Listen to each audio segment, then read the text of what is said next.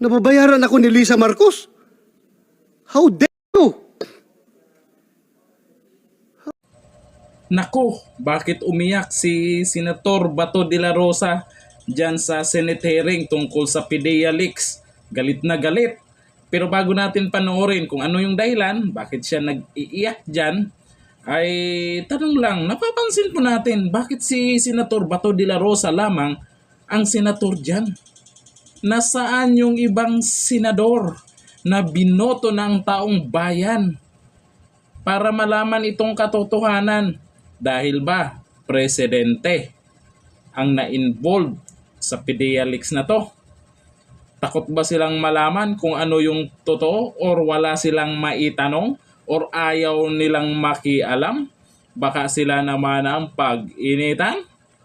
Nako, ito panoorin natin bakit umiyak po si Senator Bato de la Rosa. Ito ang video. Ito na, nagalit na sa akin si Marlica. Senator Ronald Bato de la Rosa, si Marcos Bangag ang subject, hindi ako at si Morales. My God, magtatanong na ba ako na nabayaran ka ni Lisa?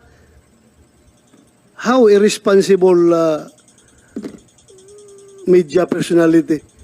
We are trying our best here to come up with the truth and nothing but the truth. Wala tayong pinapanigan. Ngayon, pati ako, tinitira na ni Marlica. Marlica, punta ka dito para pakinggan ka namin. Hindi yung gagamitin mo yung power of the media para siraan ako. Very responsible naman yan. The mere fact, ha? Pakinggan, kailangan itong hearing na ito dapat magpapile pa ako ng resolusyon. Then pag i-read pa ito sa plenary bago ito ma-assign sa committee ko para conduct ng hearing. But hindi ko ginawa yan. Ginamit ko yung aking oversight function para mabilis. Kasi ang ingay na nila natutulog daw ako, wala akong ginagawa. Hindi naman nila alam na bakasyon ang Senado. Paano ako makapag-aksyon na bakasyon ang Senado? Ang hirap niyo, Marlica. Please, kung mahal mo ang Pilipinas, magpakatotoo ka. Huwag mo idama yung tao dito na nagtatrabaho para sa katotohanan. Ay, nako. Kala ko ba? Anyway, hindi tayo dapat ma-distract dyan because ang ating purpose dito is malaman ang katotohanan. Ha? Malaman ang katotohanan. Bakit, Jonathan Morales, do you feel na ikaw na ang kinikrucify ko dito ngayon sa hearing na ito? Do you think, please tell me, No, if I am being unfair to you, if I am being persecuting, very persecuting to you, please tell me. No, Your Honor. Ha? No, Your Honor. O bakit sinabi ni Marlica na gano'n daw ang ginagawa ko? Hindi ko po alam, Your Honor. Kilala mo ba si Marlica? Doon lang na-interview po, nung tinawagan po ako. Pero wala po akong personal relationship sa kanya. Wala po. Kaya kung napanood niyo po yung interview ko sa kanya, hindi ako, yung mga ibang information, hindi ko po sinasabi.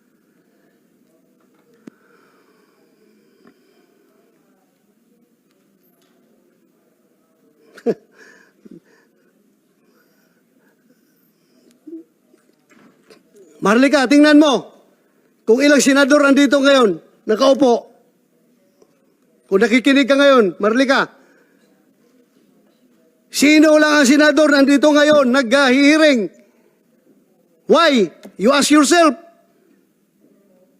Kung sinong senador lang ang gustong malaman ang katotohanan.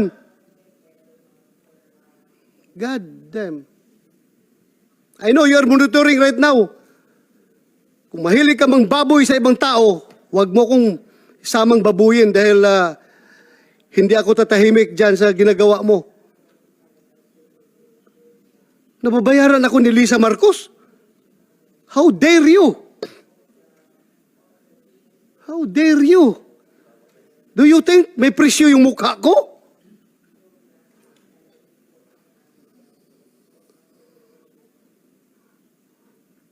Itong hirap nitong social media ba? Anybody can just castigate anybody without unfairly. Pati tayo, dinadamay ito. Kung gusto kong pagtakpan si Presidente Marcos, dapat hindi na ako nag-hearing dito. Marlica. Ha? Hindi na ako nag-hearing dito. Kung gusto mong nabayaran ako ni First Lady, wala na. Hindi ko na ito kinandak yung hearing. But my God, we are talking about the future of the Philippines. Future ng Filipino people. Drugs ito. Kaya ako nag-hearing. At huwag mo akong i-accuse ng mga ganun. God damn. My God.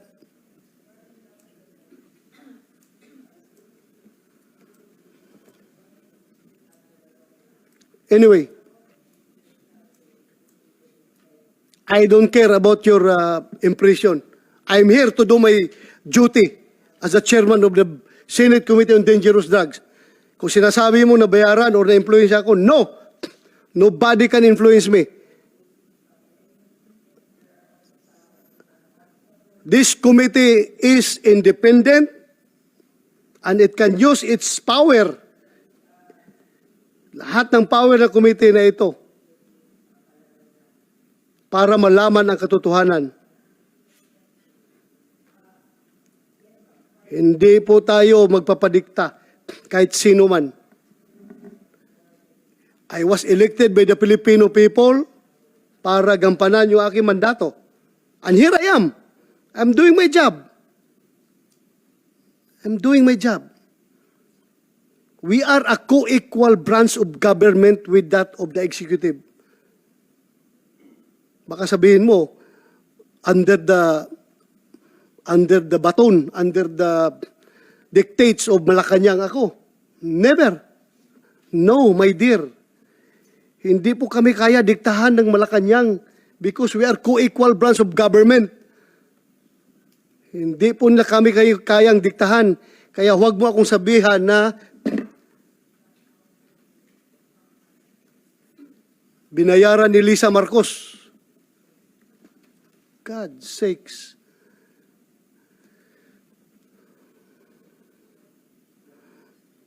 Hindi mo lang alam kung ilang gira dinaanan ko. Wala po akong inatras ang gira. Hindi po ako umatras sa laban.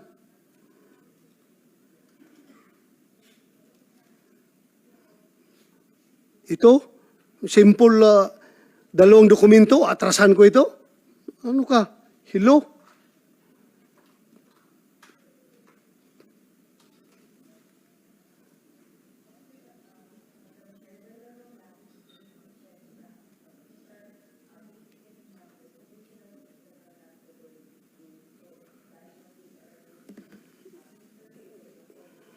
Sorry. Nagpalabas na ako ng sama ng loob. Sorry kung apektado kayo. I'm doing the best of within the best of my ability na magampanan ko yung papel ko dito. Na walang kinikilingan, na walang pinapaboran. Hindi po ako pwedeng diktahan kahit sino man. Kung may makapagdikta man sa akin, ang asawa ko lang siguro. Kasi under desaya ako. Pero yung ibang tao dyan, never ako magpadikta. It's very unfair. It's very unfair. Kinabukasan ng Pilipinas sa pinag-usapan natin dito, ha? Kaya, dapat walang personalan.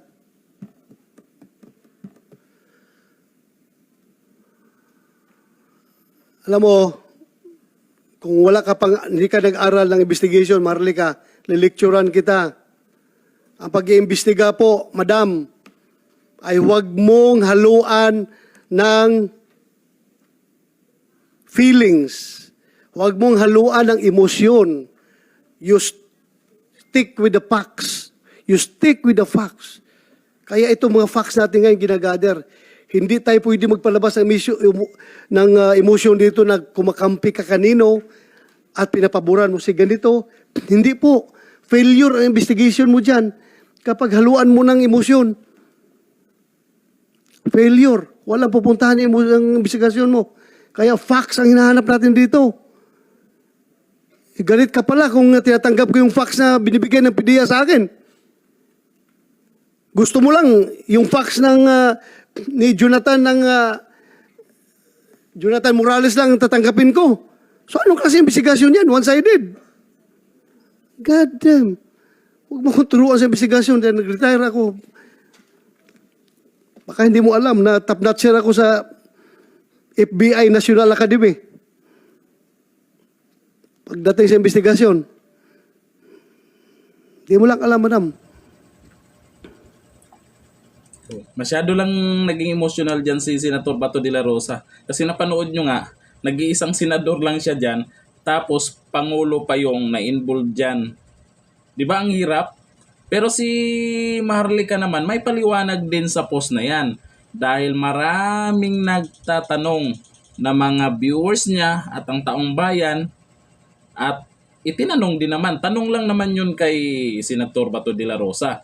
Dahil baka masyado nang gigil yung mga viewers ni Maharlika. Gigil na silang talagang malaman agad talaga.